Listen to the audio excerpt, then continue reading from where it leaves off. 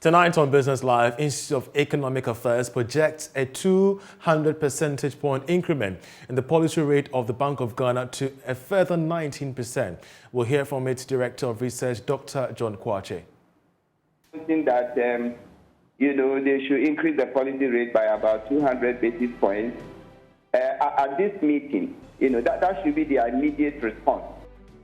Also, SMEs and young entrepreneurs take center stage at the ongoing 13th World Trade Promotion Organization's conference in Accra as member states deliberate on preventing an annual loss of $450 million in GDP to the collapse of small businesses. The driver of Africa's recovery post-COVID-19 has to be small medium enterprises. And later, as labor agitations loom amid high cost of living, we explore how to improve Ghana's labor market from a wages and salaries perspective. We have all these stories and more coming up shortly. Do stay with us.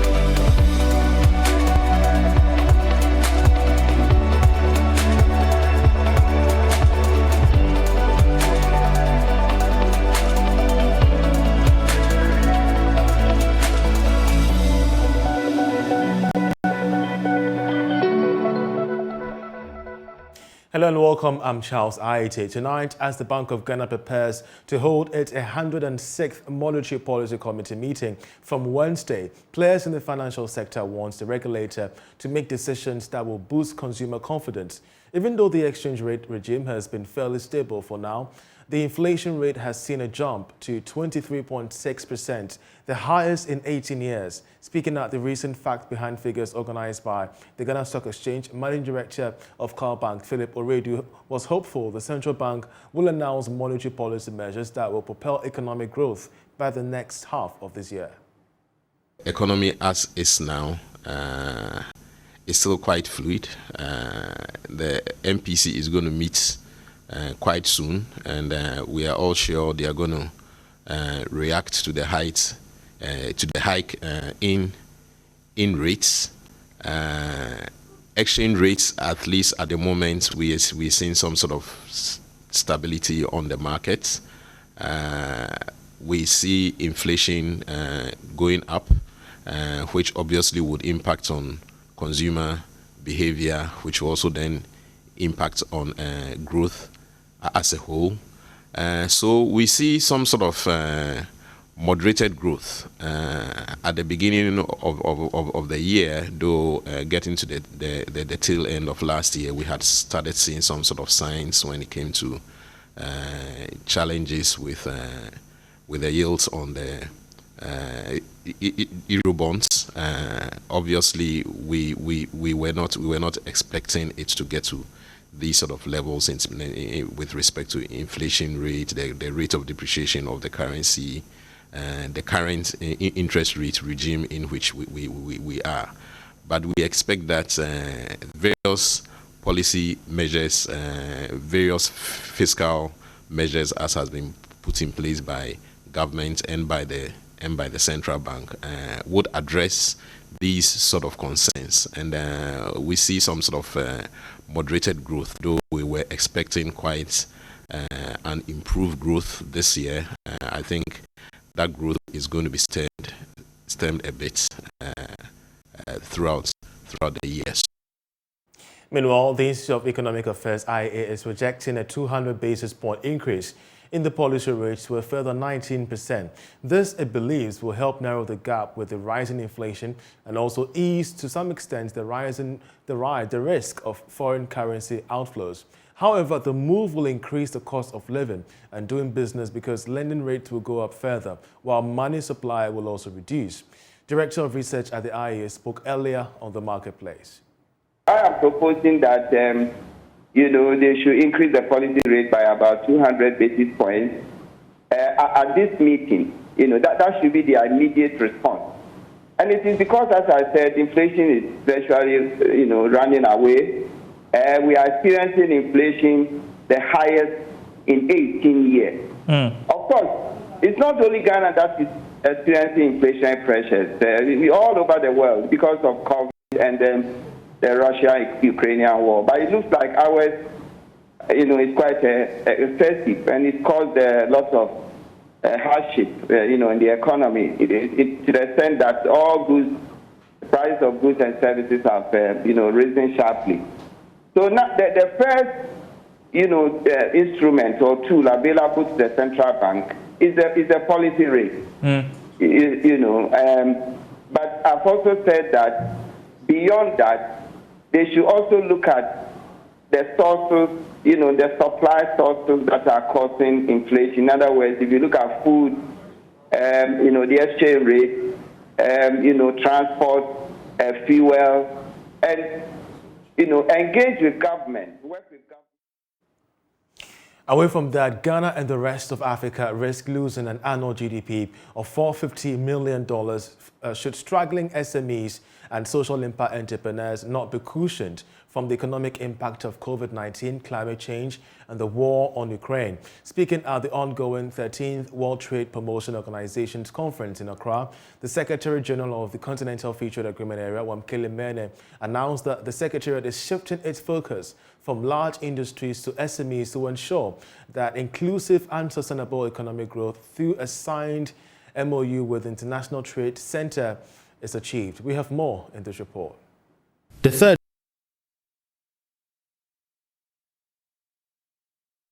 World Trade Promotion Organization's conference has opened in Accra, a high-paneled forum which focuses on leveraging the economic potential of SMEs for inclusive growth. We cannot have a trade agreement that benefits only the large corporations in Africa. They should benefit, but they should not be the exclusive beneficiaries. It should not be the elite.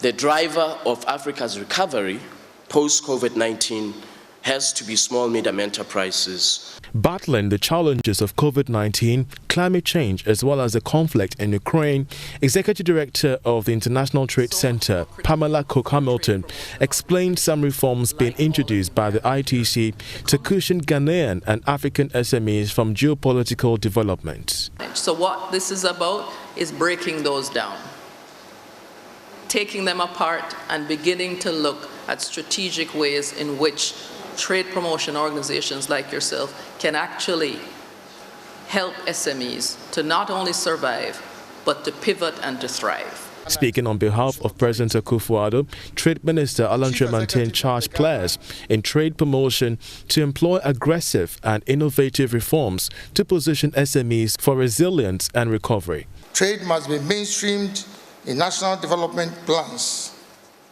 Programs and projects that enhance trade must be aggressively pursued by TPOs.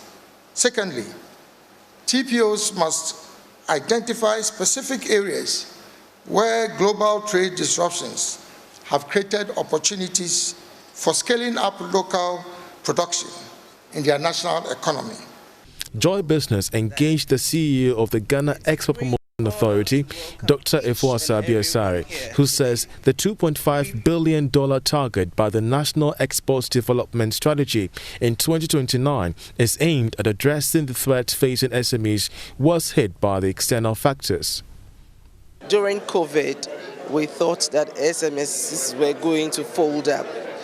Yes, it was very, very hurtful on their businesses. Most of them fold up, but most of them were also resilient, coming up with strategies and new ideas and new ways of doing things. And because of this, we were encouraged to also find more ways of helping them improve on what they were doing and the new ideas that they were coming with and how to even find markets for them. The 13th World Trade Promotion Organization Conference is to explore bold solutions for resilience and recovery of African economies.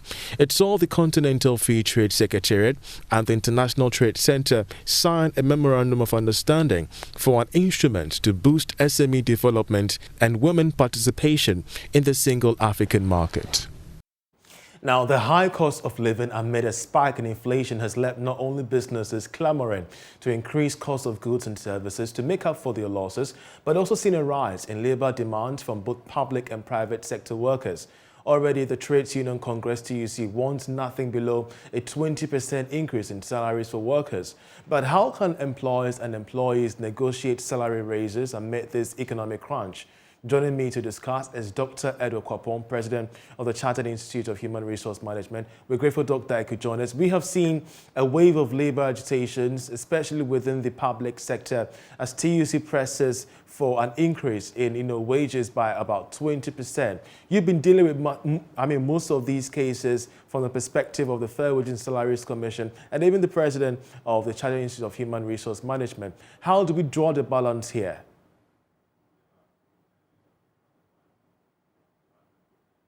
Kindly unmute so we could hear you better, please.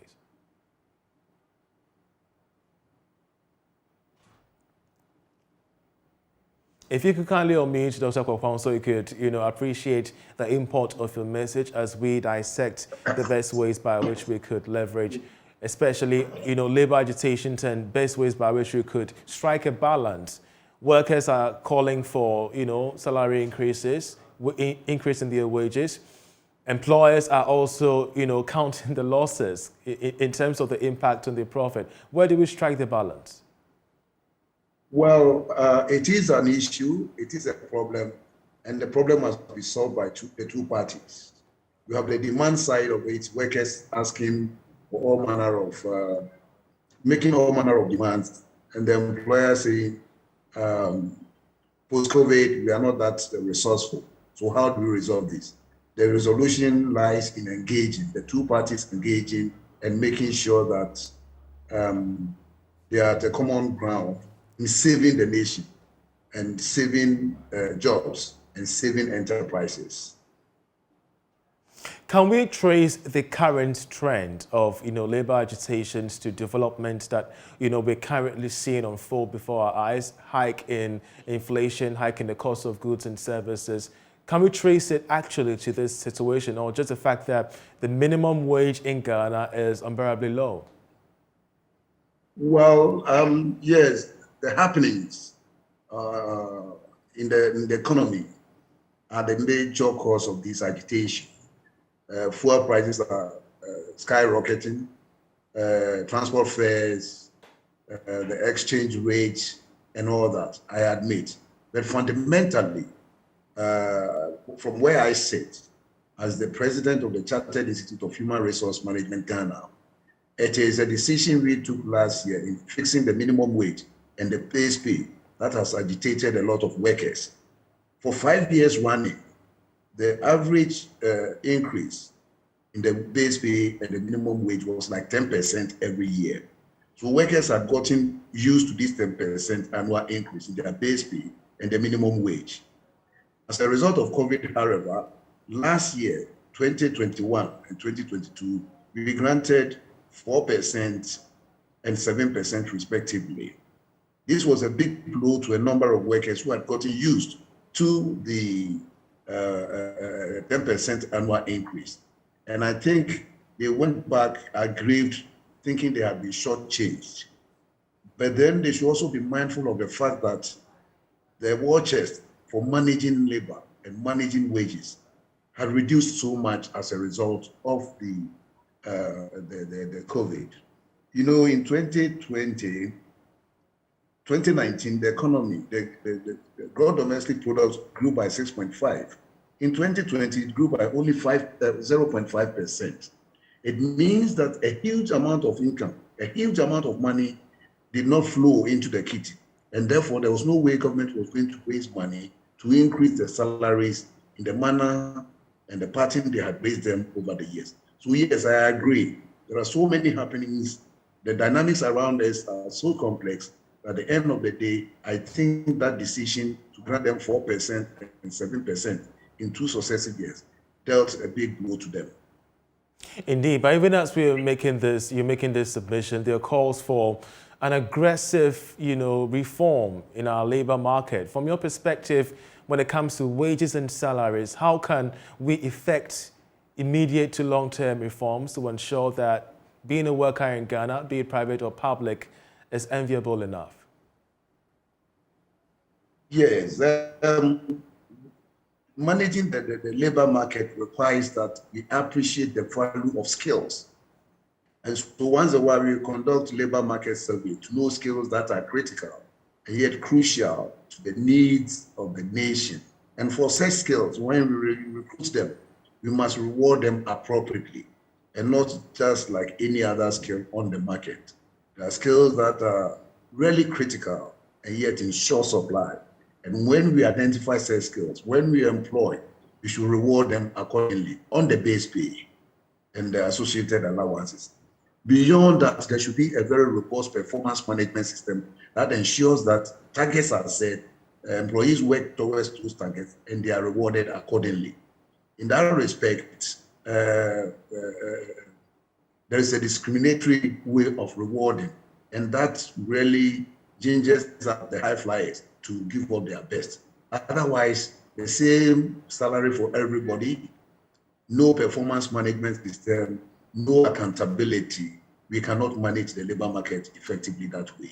So there are processes we need to trigger. Conduct a labor market survey in the whole country. Know the skills that are very critical and yet crucial, and yet in short supply. Find them, place them, and reward them appropriately. And then enforce that with a good performance management system. Ultimately, from performance management, we will move to what we call the performance indices to determine what is required of you in a job. That we are not there yet. But I believe that the Management and Productivity Institute is working at that, and eventually we will get there. And we're looking forward to that. Dr. Kwapong, grateful that you could join us on issues regarding labor amid an economic crunch. You're still watching Business Live. President of the ALB Apex Bank Ladies Association, Iris Obin-Tudor, has revealed that the Ladies Association is to aid in driving development for the bank. According to her, the Ladies Association will consolidate the efforts of ladies from the rural and community banks across the country in ensuring that the bank achieves its target. She spoke to Joy Business at the launch of the ALB Apex Bank Ladies Association, of which we have more in this report. At the launch of the ARB Apex Bank Ladies Association, members of the association were entreated to be confident and united. The ladies were further urged to promote activities that will enhance the talent of members and prepare them for challenging opportunities in the future. Madam Iris Obin-Tudor, president of the association, called on its members to be prepared to support the growth of the association and the bank at large. And we also want to achieve by extension, Apex Bank is a mini central bank for the rural banks. So automatically we would want to drag the rural banks along with us in this form of unity, because they are far off because they are not in the city or something, and they seem to be very far and left behind. So we want to drag them along and see many of our ladies being in the forefront of the rural banking fraternity. There are over 149 banks, rural community banks, and only 8 are female CEOs. All the CEOs are men. So 141 are men and only 8 are women. So we want to get a target where, if not half, we can get about a quarter of ladies becoming, because they are also because career-wise we are there, character-wise and everything, but we wonder what is hindering us. Just as our bishop said, fear of competition, fear to be talked to, a lot of things are hindering us. We want to unleash the potential in us as women. Managing Director for ARB Apex Bank, Alex Ewa, commended the initiative by the ladies. Speaking on various reported fraud cases at rural and community banks across the country, he revealed that the bank is on course to deal with perpetrators of such acts. The association was mooted by the good, hard-working ladies of this bank.